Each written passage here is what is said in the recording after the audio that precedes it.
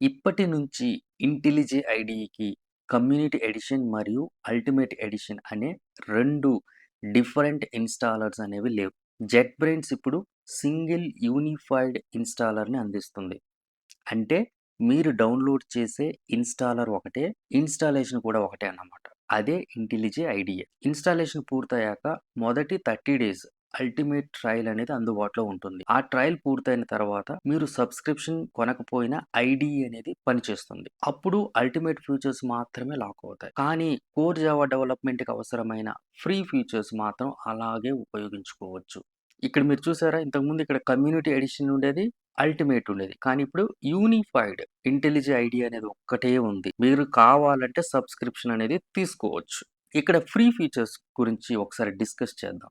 so, it supports the Java and Kotlin, database schema ఉంది, basic syntax highlighting ఉంది,